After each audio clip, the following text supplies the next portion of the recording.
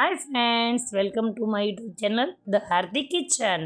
તો આજે આપણે બનાવી રહ્યા છીએ સ્પેશિયલ મારા મમ્મીની આ રેસીપી છે મોહનથાળ. તો 2 વાટકી આપણે ચણાનો લોટ લઈશું, એને એક સરખો આપણે ચાળી લઈશું.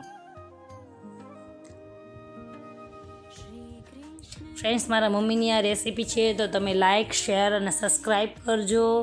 અને કમેન્ટમાં મને જરૂર લખીને બતાવજો કે કેવી રેસીપી જો તમે બનાવી હોય તો કેવી બની છે, અને તમારા મિત્રો જોડે શેર કરજો.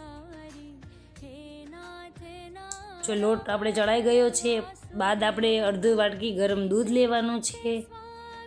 ગરમ દૂધમાં આપણે 1 ચમચો ઘી નાખવાનું છે. જે ગરમ દૂધમાં જો જોઈ શકો છો તે એકદમ મેલ્ટ થઈ ગયું છે, પીગળી ગયું છે. પછી આપણે એને મોણ આપીશું, ચણાના લોટમાં નાખીશું. પછી આપણે એને ચણાના લોટમાં મિક્સ કરીશું. જોઈ શકો છો તમે એકદમ મિક્સ થઈ ગયું છે. આપણે મોણ દેવાનું છે, બરાબર એકદમ મિક્સ કરવાનું છે આપણે એક સરખા હાથે.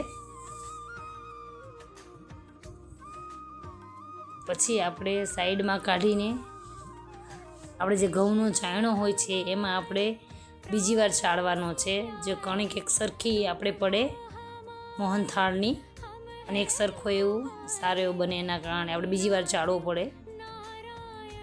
અને આપણે ચાળ્યા બાદ આપણો લોટ ચડાઈ ગયો છે એક સરખો એવો. પછી આપણે એક કઢાઈમાં 3 ચમચા ઘી લેવાનું છે. પછી ઘી ગરમ થયા બાદ આપણે જે મોણ દીધેલો જે લોટ હતો એ આપણે એમાં ધીમે ધીમે કરીને નાખવાનો છે. પછી આપણે ધીમો ગેસ જ રાખવાનો છે, ધીમા તાપે જ એને શેકવાનો છે. ધીમે ધીમે એને શેકીશું આપણે. જોઈ શકો છો તમે બ્રાઉન કલરનો થાય ત્યાં સુધી આપણે શેકવાનો છે.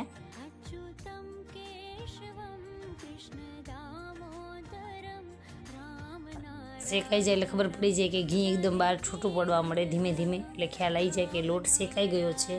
અને લોટને એકદમ બ્રાઉન કલરનો શેકવાનો છે.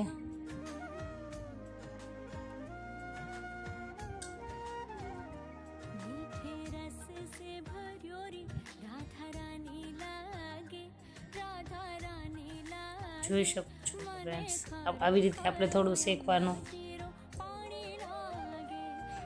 ધીમે ધીમે હલાવવાનો છે અને લોટને.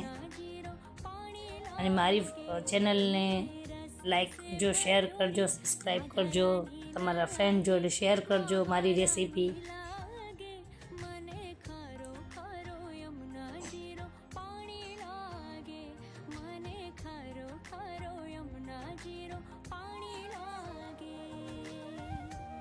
જોઈ શકો છો ફ્રેન્ડ તમે કેવો, જો કલર ચેન્જ થોડો થઈ ગયો છે, શેકાઈ જવા આવ્યો છે એના માટે.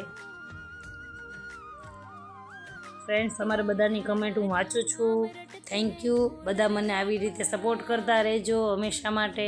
અને મારી ચેનલને લાઈક કરતા રહેજો, અને તમારા ફ્રેન્ડ સાથે શેર કરતા રહેજો, અને સબસ્ક્રાઈબ કરતા રહેજો. અને પછી આપણે 2 ચમચી એમાં મલાઈ નાખવાની છે. પછી આપણે થોડું શેકવાનું, કારણ કે મલાઈ એકદમ મેલ્ટ થઈ જાય અને એક મિક્સમાં સારી એવી થઈ જાય. પછી આપણે એમાં 2 ચમચી જેવું દૂધ નાખવાનું છે. એના કારણે આપણું ઘી એકદમ છૂટું પડી જાય અને શેકાઈ જાય, એટલે ખ્યાલ આવી જશે કે આપણો એકદમ સરસ એવો શેકાઈ ગયો છે. કઢાઈમાંથી તમે જોઈ શકો છો કે લોટ એકદમ છૂટો પડી ગયો છે, એટલે સમજી લેવાનું કે આપણો લોટ શેકાઈ ગયો છે. જોઈ શકો છો તમે એકદમ બધું મિક્સ થઈ ગયું. દૂધને આપણે જે મલાઈ નાખી હતી એકદમ એક સરખું એવું મિક્સ થઈ ગયું છે. પછી આપણે એને સાઈડ કરી દેવાનું છે. અને બીજી કઢાઈમાં આપણે 1 બાઉલ આપણે ખાંડ લેવાની છે, અને ખાંડ ડૂબે એટલું જ આપણે પાણી નાખવાનું છે. પછી આપણે એને ધીમા તાપે હલાવતા રહીશું. ચાસણી જેવું ના થાય અને ખાંડ ઓગળે નહીં ત્યાં સુધી આપણે હલાવવાનું છે ખાંડને. પછી જો તમે ગળું વધારે ખાતા હોય તો તમે ચમચી 2 ચમચી વધારે બી નાખી શકો છો, ઓપ્શનલમાં છે. અને જો તમે એલચી ફ્લેવર જો તમને ભાવતી હોય તો અત્યારે આપણે એલચી પાવડર પણ આમાં નાખી શકીએ છીએ, ઓપ્શનલમાં છે. અને જોઈ શકો છો આપણી ખાંડ એકદમ ઓગળી ગઈ છે. અને ઓગળ્યા બાદ એને આપણે જોવાનું છે, આપણે ચાસણી બનાવવાની છે 1 તારની. તમને જો 1 તારની ચાસણીમાં ખ્યાલ ના આવતો હોય તો મારા મમ્મી તમને જો ચેક કરીને બતાવશે, તમે વિડીયોમાં જોઈ શકો છો ફ્રેન્ડ્સ. એવી રીતે આપણે 1 તારની ચાસણી બનાવવાની છે.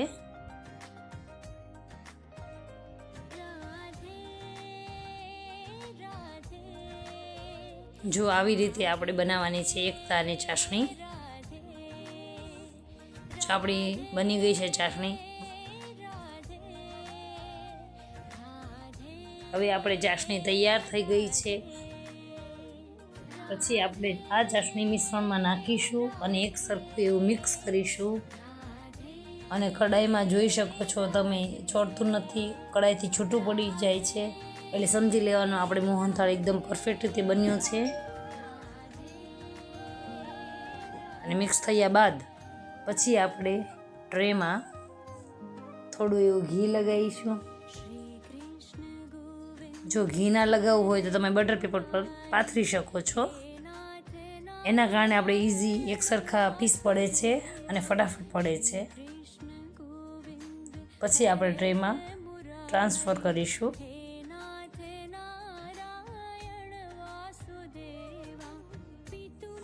અને બરાબર વ્યવસ્થિત પાથરીને આપણે એમાં ડ્રાયફ્રૂટ જે આપણને ગમતા હોય તે આપણે ડ્રાયફ્રૂટ નાખી શકીએ છીએ. એમાં ડ્રાયફ્રૂટ નાખ્યા બાદ એને થોડી વાર 5 થી 10 મિનિટ પંખા નીચે આપણે એને ઠંડુ પાડીશું. જોઈ શકો છો આપણે મસ્ત એવો મોહનથાળ તૈયાર છે. ઠંડુ થયા બાદ આપણે એક સરખા એવા પીસ પાડીશું.